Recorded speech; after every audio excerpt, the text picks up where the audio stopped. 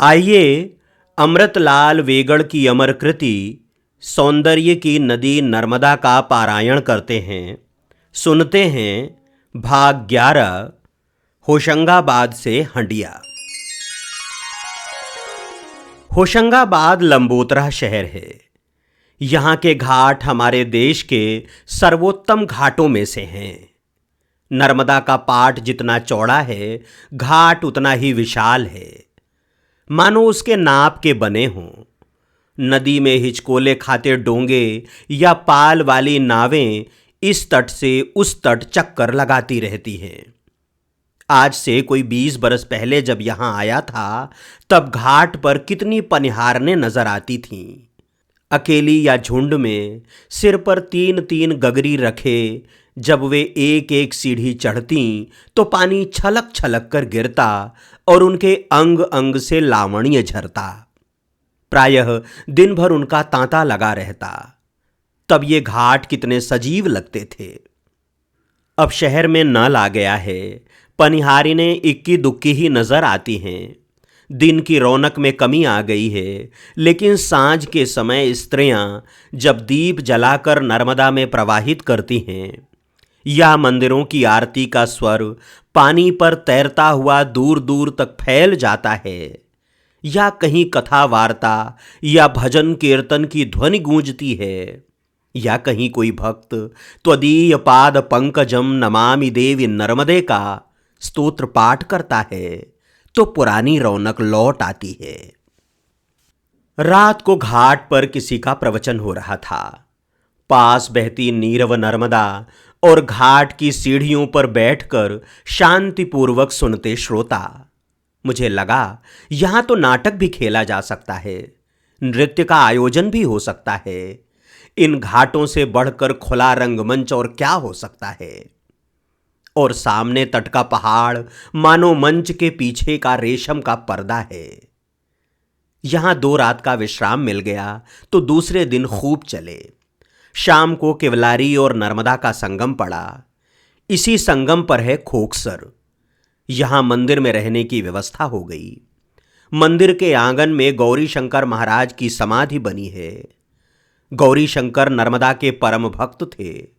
उन्होंने नर्मदा परिक्रमा की महिमा को खूब बढ़ाया। नर्मदा खंड में आज भी उनका नाम बड़े आदर के साथ लिया जाता है। सुबह आगे बढ़े, इस ओर नर्मदा खूब फैल गई है। किनारों की ऊंचाई कम है। बाढ़ के समय पानी दूर दूर तक फैल जाता है। पिछली बाढ़ों में कई गांव तबाह हो चुके हैं। कुछ नदी तट से दूर चले गए हैं। तीसरे पहर की बात है। नानपा घाट पार कर चुके थे। फूल सिंह, कक्का और दादू आगे थे। मैं थोड़ा पीछे था। रम्मू मेरे साथ था। मैंने कहा, रम्मू आओ जरा नर्मदा के प्रवाह को देखें। पर वो नहीं आया, आगे बढ़ गया। मैं अकेला कगार तक गया, नर्मदा प्रवाह को एक झलक देखा और वापस पगडंडी पर आकर आगे बढ़ा। थोड़ा ही चला था कि सामने पगडंडी पर ही एक मगर को पड़ा पाया। मैं ठिठक कर खड़ा हो गया, उसे एकटक देखता रहा। वो निश्चेष्ट पड़ा था। मैं समझ गया कि वो मरा पड़ा है, इसलिए उसकी ओर बढ़ा। लेकिन बढ़ा ही था कि वो चारों पैर से नर्मदा की ओर तेजी से भागा और झाड़ झंखाड़ में ओझल हो गया। वो जमीन से घिसटता हुआ भागा था, इसलिए बड़ा शोर हुआ। मैं बेहद डर गया। मगर के पानी से इतनी दूर ऊंचे कगार पर आने की बात मैं सोच ही नहीं सकता था। जमीन पर वो ऐसी तेज दौड़ लगा सकता है, यह भी कल्पना से परे था। वो मुझ पर झपट सकता था, अपनी पूंछ के एक ही वार से मुझे ध्वस्त कर सकता था। लेकिन वो तो डर कर भागा था। मेरा डर खुशी में बदल गया। इतना दुबला हूं कि मुझसे घर के चूहे तक नहीं डरते। लेकिन आज तो मुझसे डरकर महाबली मगर भाग खड़ा हुआ था। चूहे न डरें, मगरमच्छ तो डरता है। मगर के भागने से जमीन पर बनी रेखा को, मकर रेखा को देखता रहा। कर्क रेखा पर रहता हूं, मकर रेखा तक कैसे जा सकता हूं? लेकिन नर्मदा जी की कृपा से आज मकर रेखा अनायास देखने को मिल गई। मैं आगे बढ़ा। मैंने सोचा कि मेरे साथियों ने भी इसे जरूर देखा होगा, क्योंकि कोई 10 मिनट पहले ही तो वे यहां से निकले थे। वे हथेड़ नदी की चट्टानों पर बैठे मेरी बाट जोह रहे थे।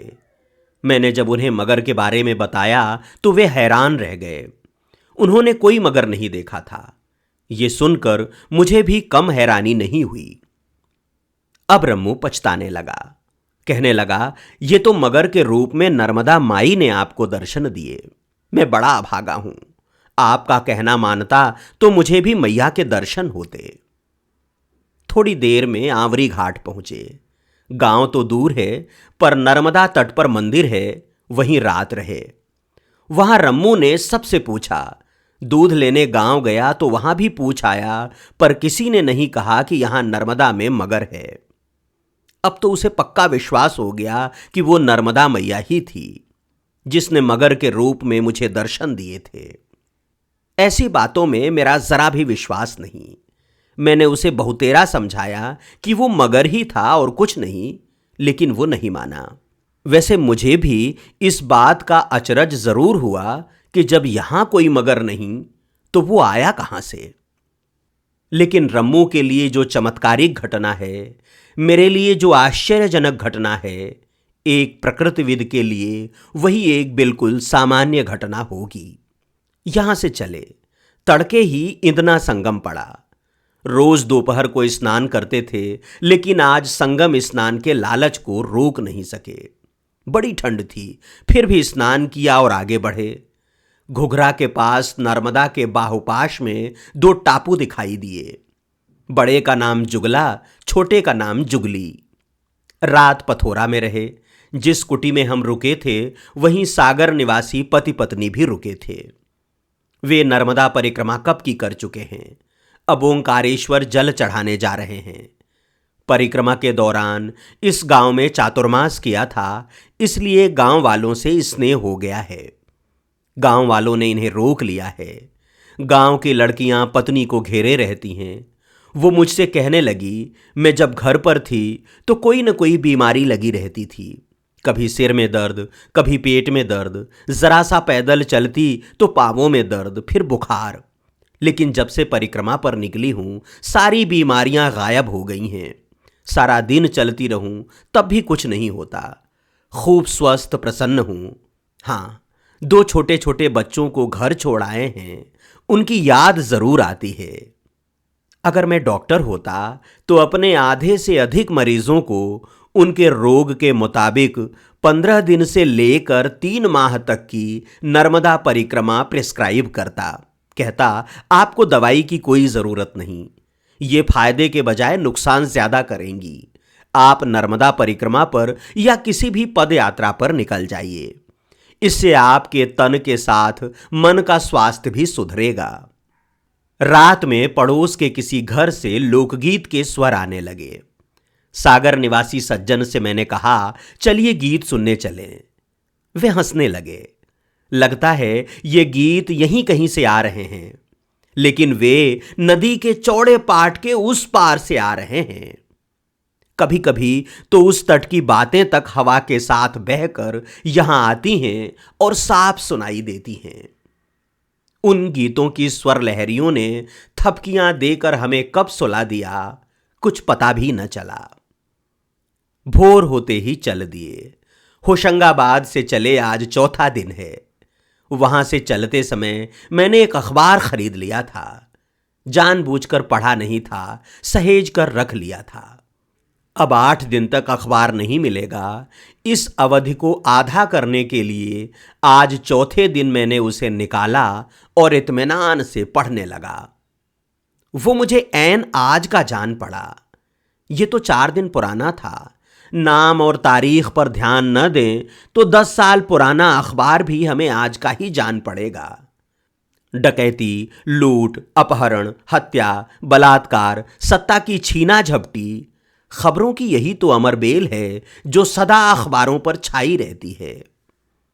अगर मैं किसी अखबार का संपादक होता तो मेरा अखबार रोज न निकलता। जिस दिन ढंग का समाचार न होता उस दिन अखबार बंद रहता। एक स्थायी सूचना छाप देता कि जिस दिन अखबार ना आए उस दिन समझ लीजिए कि कोई समाचार नहीं। बिना किसी समाचार के अखबार के 12 या 16 पृष्ठ छाप देना मूल्यवान अखबारी कागज की और पाठकों के समय की बर्बादी ही कही जाएगी। शाम को भिलाड़िया पहुंचे। है तो छोटे कद का गांव, पर काठी उसकी राजधानी की है। बीच में राजपथ जैसा सीधा चौड़ा समतल रास्ता और दोनों ओर घर। नर्मदा पर छोटा सा घाट, उसी से लगा मंदिर। मंदिर की परछी में रहे। मंदिर में ही सदाव्रत मिल गया। हमारे साथियों को द्वार द्वार मांगने जाना नहीं पड़ा।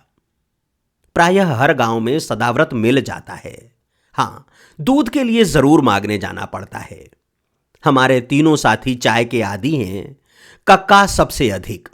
वे रम्मू को दूध के लिए रवाना कर देते हैं। मिलनसार रम्मू कहीं न कहीं से दूध ले ही आता है। रम्मू है भी बड़ा मजेदार। जब देखो तब नाचता रहता है। पगडंडी पर चलते चलते सहसा नाचने लगता है। गांव वालों के आगे नाचने में उसे कोई संकोच नहीं। कक्का और रम्मू के स्वभाव में बड़ा अंतर है। कक्का गंभीर और कामकाजी है, रम्मू फक्कड़ और मस्त मौला। दादू की वजह से दोनों का साथ निभ रहा है, वरना दोनों कब के अलग हो गए होते। दादू बहुत कम बोलते हैं, लेकिन जब बोलते हैं तो लगता है कोई संत बोल रहा है।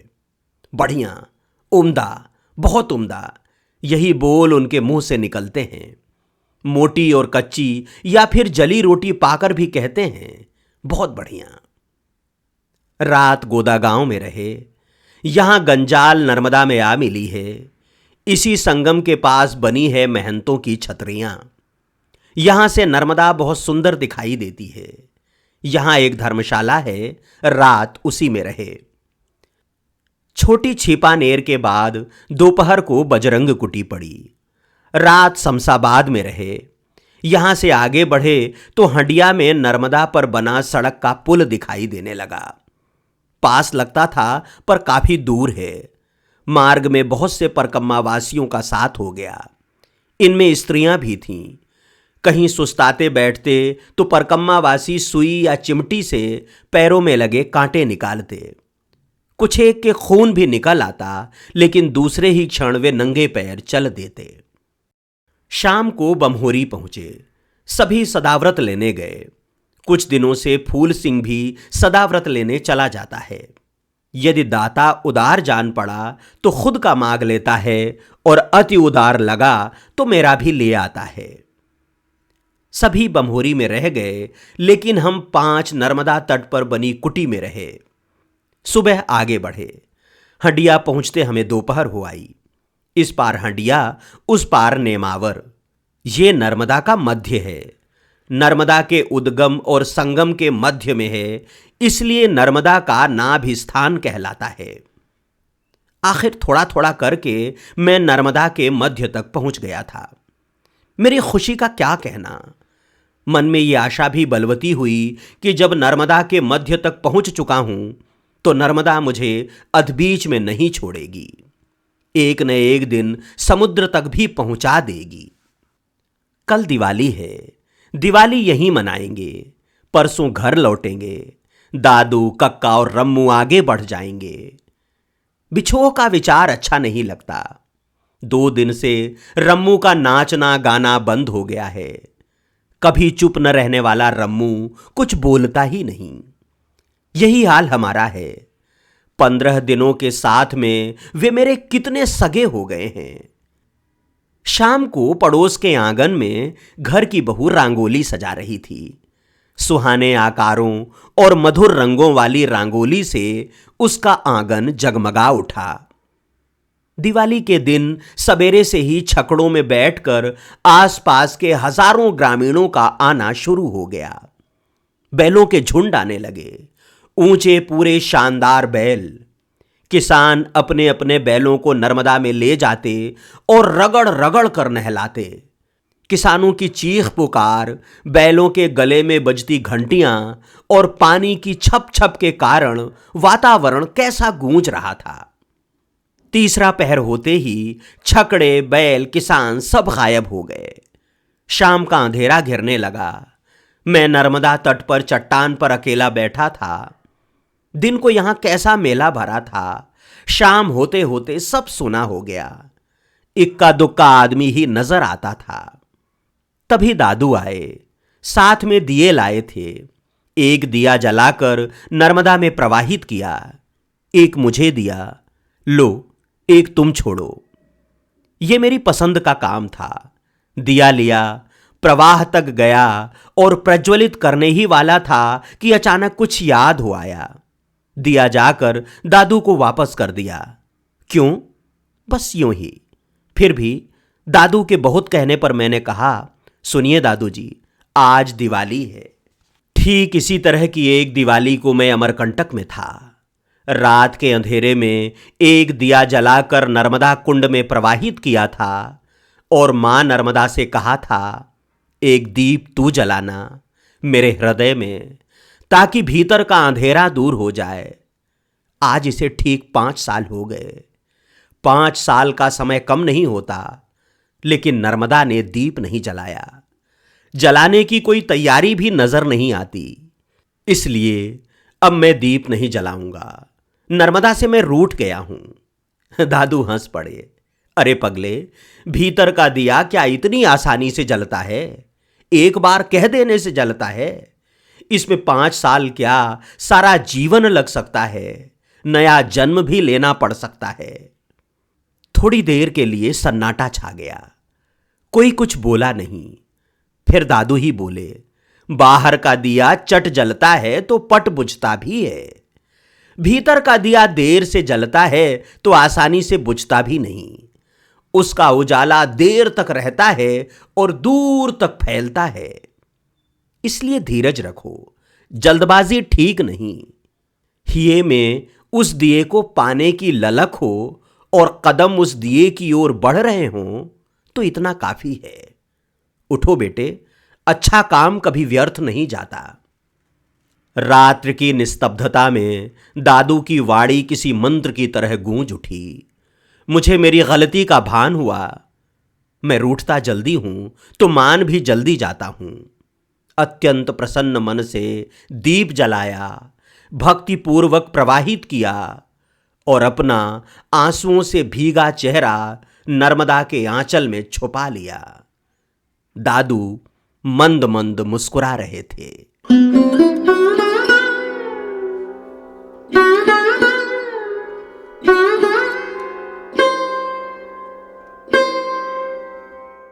शब्द दर्शन में आज की नर्मदा परिक्रमा यहीं तक। अगले अंक में और आगे बढ़ेंगे।